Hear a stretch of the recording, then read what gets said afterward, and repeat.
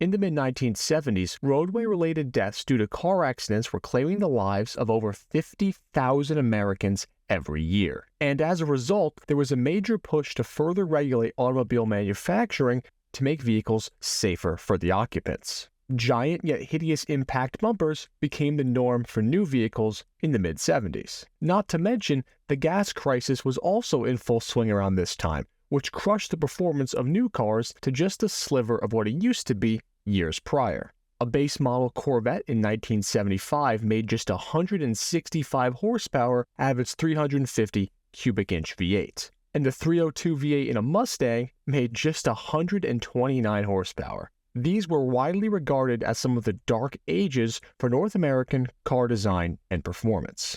But from the ashes of the mid-1970s North American car market, a new and revolutionary vehicle emerged that would have changed the automotive world forever. A car that packed so much innovation and so much promise, yet that would fall tragically short after a lifespan of just a few years due to horrific build quality issues. This is the story of the 1974 to 1976 Bricklin SV-1. Hello everyone, welcome to Rare Cars. This is the channel where we dive into the past and explore some of the world's most iconic and rare automobiles. If you want to see more short-form documentaries on cars like the Bricklin SV-1, the Rover BRM, and others, then make sure to hit that subscribe button as we will be dropping new videos every single week. But now, let's get into the history of the world's only safety-focused sports car, the Bricklin SV-1. Now, the Bricklin SV-1 was the brainchild of serial entrepreneur Malcolm Bricklin, who has quite the amazing history all in his own right. In short, Malcolm Bricklin at age 19 helped build his father's building supply and hardware store business into a nationwide franchise and then sold his interest in that venture to become one of the first importers of Japanese compact vehicles into the United States. He signed a contract and formed Subaru of America to import the small, inexpensive, and fuel-efficient Subaru 360s in 1968. This is where Malcolm Bricklin started to really make his small fortune and also learned the intricacies of the car market when it came to marketing, supply chains, and everything else involved in the process of selling cars at a large scale. Bricklin then decided that he wanted to create his own car company as he saw an opportunity to create a true sports car competitor to the Corvette, while also making it one of the safest vehicles on the road at the time. See, at this point in time, the discussion of safety in the automotive industry was becoming more and more prevalent, especially in the wake of the Corvette controversy and the subsequent Pinto safety issues as well. Bricklin thought he could capitalize on a hole in both of these areas and combine them into a winning cash cow car for him. This vehicle would essentially be the first of its kind in mainstream production, a sports car that was designed from the beginning to not only be performance-oriented, but to also far exceed current safety requirements. This car would be called the Bricklin Safety Vehicle 1, or SV-1 for short. In 1971, the initial development and design of the Bricklin SV-1 began. Malcolm Bricklin initially hired Bruce Manx, the creator of the Myers-Manx Dune Buggy, to help design the car. But he eventually shifted the project over to designer Marshall Hobart to complete the final design of the SV-1. The SV-1 looked unlike anything else on the road at the time, which would add to its appeal, but they had to turn that design into a reality. So Bricklin solicited the help of Herb Grass Design and AVC Engineering to work on actually building the first running and driving prototype of the SV-1. Now, building and designing a new car and all of its components entirely from scratch was just not cost-effective for a small company to do. And Bricklin knew that. So the initial Bricklin prototype, which was affectionately named the Gray Ghost due to its gray color, was absolutely a part-spin special. It used the independent rear suspension from a Datsun 510, a Chrysler Slant 6 engine, and tons of other parts from various manufacturers throughout the car. This was the only prototype of the car that featured a non-V8 engine. All subsequent production versions of the car had American V8 power plants. Now, when it came time to actually produce the Bricklin SV-1, this is where things got interesting. See, Malcolm Bricklin convinced an entire Canadian province that had a high unemployment rate called New Brunswick to supply around $5 million in financing to help build a factory and set up production there for the cars as a way to lower that area's unemployment problems. What seemed like a great deal for both parties would actually end up being a large part of the downfall of the car, which we will cover later.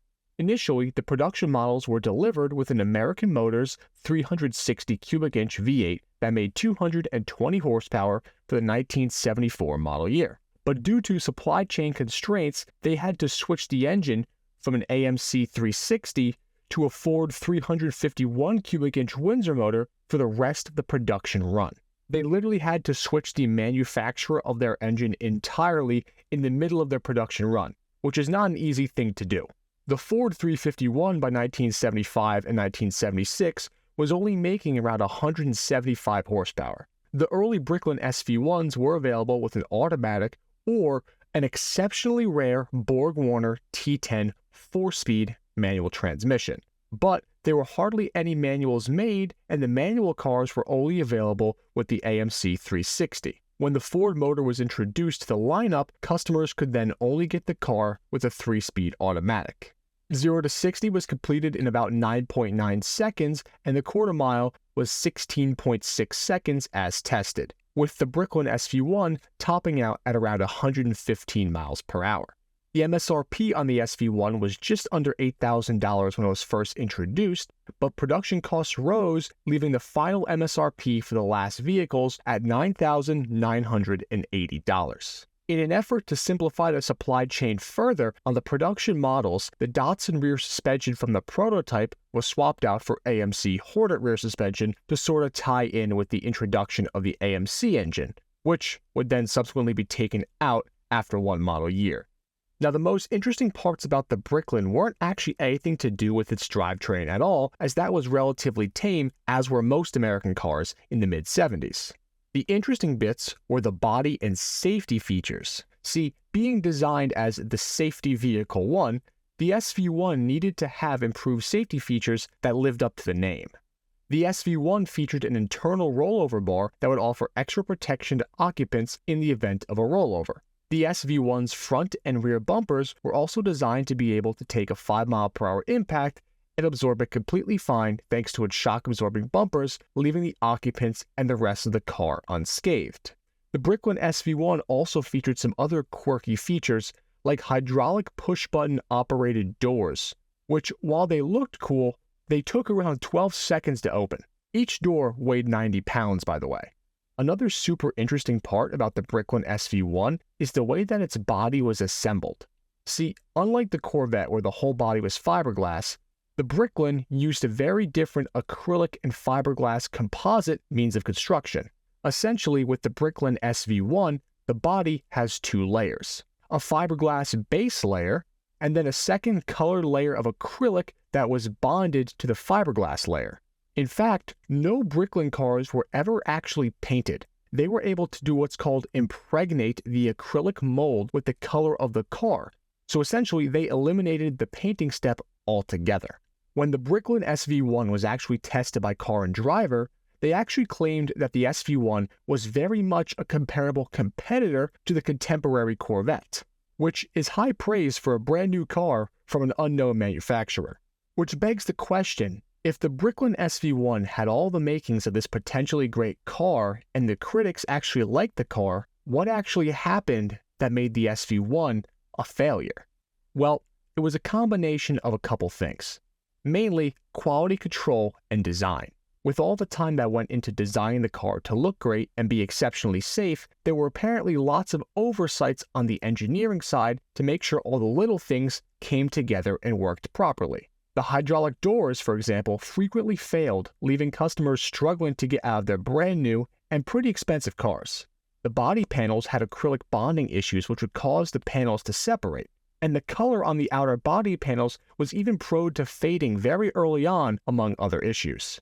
Also, in the effort to secure funding from the Canadian government as a way to build the car and also employ the locals, the Bricklin cars were assembled by people who had never built any cars before. But the even bigger issue was that you were having people that had never made a car before work together to build a car that itself had never ever been made before. It wasn't like you were having these people assemble a Camaro, which had already been fully engineered and quality controlled and had hundreds of thousands of vehicles built to work out the kinks. No, you were having these workers build a car that was far more complex in construction and one that was arguably rushed to market, which ended up leading to horrific quality control problems that plagued the SV-1 from the start.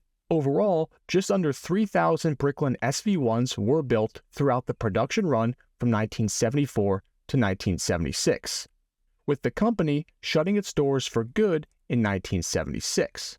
Today, there are allegedly around 1,500 of these cars left on the road, and that number seems to get smaller and smaller every year, which is a shame. While the Bricklin was a quality control nightmare, it was still a car that was very ahead of its time, and objectively, it wasn't a bad sports car either. If only they had ironed out their production and engineering a little bit more before the car made it to market, it might have had a real shot at staying in production for a decade or more.